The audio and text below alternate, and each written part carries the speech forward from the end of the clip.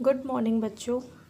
चलिए अपने फिर से इंग्लिश की क्लास का नया सेशन फिर से शुरू करते हैं। देखिए हम लोग एक चैप्टर पढ़ रहे थे, गर्ल विद द बास्केट। उसके 3 वीडियोस आ चुके हैं हम लोगों के पास। तो वही मैंने सोचा कि वीडियोस में वही मैं चैप्टर उसमें पढ़ाया जा रहा है, तो जितना चैप्टर पढ़ा दिया गया है उससे जितने भी क्वेश्चंस आप लोगों के बन रहे हैं, शॉर्ट आंसर क्वेश्चंस, उनको थोड़ा सा करवा दिया जाए, जिससे आप लोग अपनी कॉपियाँ मेंटेन कर सकें, अपने नोट्स मेंटेन कर सकें।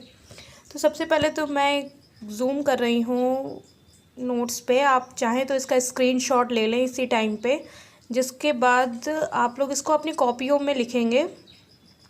उसके बाद मैं इनको पढ़ाना शुरू करूँगी। ठीक है, 2-3 सेकंड्स का टाइम है। आप लोग अपने फ़ोन से स्क्रीनशॉट ले लें इसका। चलिए अब हम लोग शुरू करते हैं। सबसे पहला देखिए हम लोगों का शॉर्ट क्वेश्चन जो है वो है, what did the writer do to get a feel of the pulse of the nation. इसमें हमारे राइटर, आप लोगों को अगर याद होंगे तो राइटर थे हमारे William C Douglas.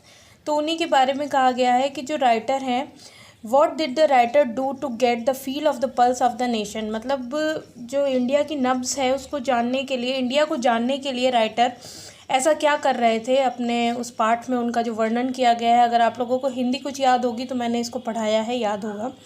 William C Douglas used to get down from his compartment at every stoppage. वो हर स्टॉपेज पे अपने कंपार्टमेंट से नीचे उतर रहे थे और 3 लोगों से बातें कर रहे थे। ऐसा मैंने आपको हिंदी में बताया था। वो 3 लोगों से बातें कर रहे थे। उसमें उसको जो राइटर थे उनको सिर्फ एक ही मिलता था जो उनकी भाषा को समझ पाता था।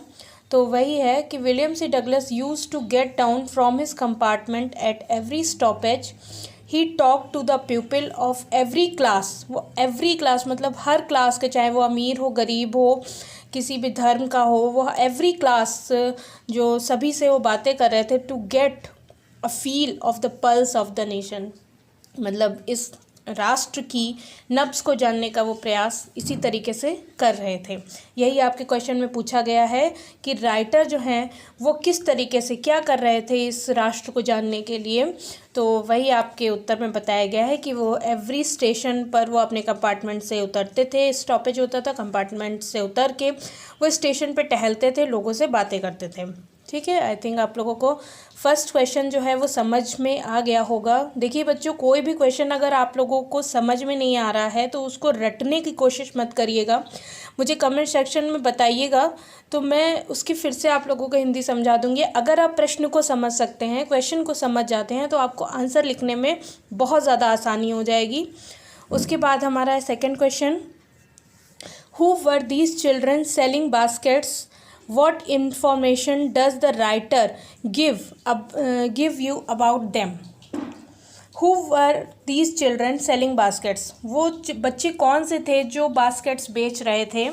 क्वेश्चन में पूछा गया है what information does the writer give you about them। Writer ने आप लोगों को मतलब लेसन के माध्यम से उनके बारे में क्या इन्फॉर्मेशन दी है।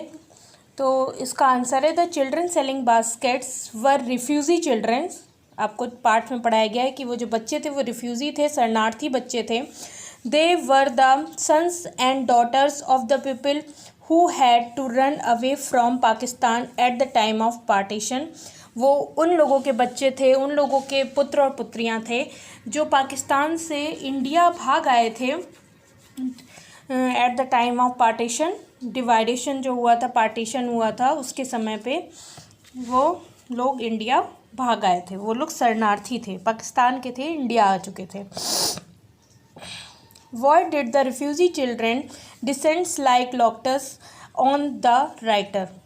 जो क्वेश्चन है, क्वेश्चन में हमारे ये पूछा गया है कि जो वो रिफ्यूजी चिल्ड्रन थे, शरणार्थी बच्चे थे, वो एक टिड्डियों का जैसे झुंड होता है ना, जो वो खेत में एकदम से खेत के ऊपर अटैक करते हैं तो वो पूरी तरीके से फसल को ढक लेते हैं।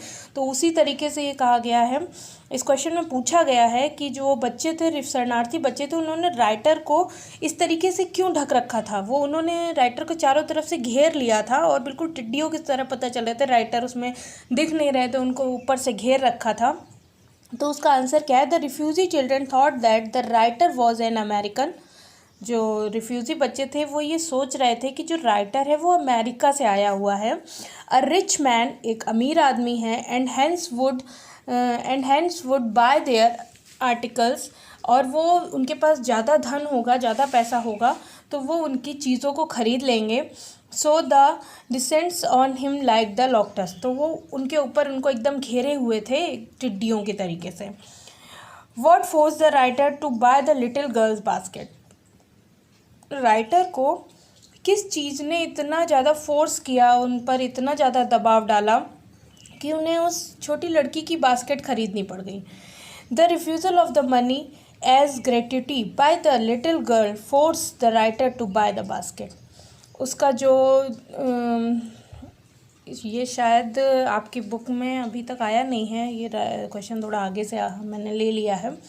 इसमें क्या था, जो वो लड़की थी उसको राइटर ने कुछ पैसे दिए थे और कहा था कि ये पैसे तुम रख लो और मुझे ये बास्केट्स रहने दो, क्योंकि उनके पास इतना सामान ले जाने के लिए कोई नहीं था, तभी वो उन बास्केट्स को ख़रीदना नहीं चाह रहे थे, वो सिर्फ उन्हें पैसे देना चाह रहे थे। लेकिन जो वो छोटी लड़की थी, बहुत छोटी लड़की थी, पर उसके अंदर इतना आत्मसम्मान था कि उसने राइटर से वो पैसे नहीं लिए। जब उसने उसकी बास्केट्स, राइटर ने उसकी बास्केट्स ख़रीद ली, तभी उसने वो पैसे लिए। तो उन्होंने यही बताया है कि द रिफ्यूज़ल ऑफ मनी, उसका जो नकार देना उनके पैसे को विद ग्रेट्यूटी, उसके आत्मसम्मान के साथ में उसने उनको नकार दिया, तो इसी ने उन्हें फोर्स किया कि उन्हें बाद में वो बास्केट्स ख़रीदनी पड़ी। तो यहाँ तक हमारे क्वेश्चंस अभी मैंने लिए हैं, और आप लोगों को ये नोट्स मेंटेन करने हैं। जितना भी आज ये लिखवाए गए हैं 4 क्वेश्चन, आप एक कॉपी ले लेंगे अपनी, घर पे देख लीजिएगा कोई भी आपके पास कॉपी हो जिसमें आप नोट्स मेंटेन कर सके, बाहर जाने की ज़रूरत नहीं है। आप घर में अपने देख लीजिएगा, आपके पास कॉपी होंगी, नहीं होंगी तो लास्ट ईयर की आपके पास कॉपियाँ होंगी, आप वहीं पे नोट डाउन करना स्टार्ट कर दीजिए। जब कभी भी आपको बाहर जाने का मौका मिलता है तो आप कॉपी नहीं ले सकते हैं। आप ये सारे 4 क्वेश्चन आप नोट डाउन करेंगे इंग्लिश की कॉपी में, और कोशिश करिएगा कि उसकी फ़ोटो मुझे कमेंट सेक्शन में भेज सकें। और 1-2 चीज़ें मैं आपसे यहाँ पे क्वेश्चन डाल रही हूँ, बहुत छोटी छोटी सी चीज़ें हैं, शायद आपने बहुत पहले पढ़ी होंगी, लेकिन यहाँ पे सिर्फ पूछ रही हूँ क्योंकि ये लगभग 6th स्टैंडर्ड या उससे पहले ही अब तो स्टार्ट हो जाता है। कि यहाँ पे देखिए लिखा हुआ है एन अमेरिकन, तो यहाँ पे एन का प्रयोग क्यों हुआ है? ए का भी तो किया जा सकता था। और उसके बाद है अ रिच, तो यहाँ पे ए क्यों लगा हुआ है? ए और एन का जो प्रयोग है, अगर उसके बारे में आप लोगों को पता है तो उसके बारे में मुझे कमेंट सेक्शन में बताइएगा कि यहाँ पे एन अमेरिकन में एन ही क्यों प्रयोग किया है, ए क्यों नहीं किया गया। और दूसरी चीज़, एक और चीज़ मैं आपसे पूछना चाह रही हूँ कि आप में से कितने बच्चे हैं जिनको टेंसेस के बारे में डीप नॉलेज है, क्योंकि आगे ग्रामर का पोर्शन स्टार्ट करना है, तो मैं उससे पहले एक बार आपको टेंस की हल्की फुल्की नॉलेज, अगर आप लोग भूल चुके हैं तो मैं देना चाहूँगी। तो इसीलिए मैं पूछना चाह रही हूँ कि कितने बच्चे हैं जिनको पता है अच्छे से, और कितने बच्चे हैं जिनको नहीं पता है। वो मुझे कमेंट सेक्शन में बताएंगे कि उन्हें टेंस आता है या नहीं आता है, तो उसी हिसाब से मैं क्लास रखने की कोशिश करूँगी। ओके बच्चों, थैंक यू।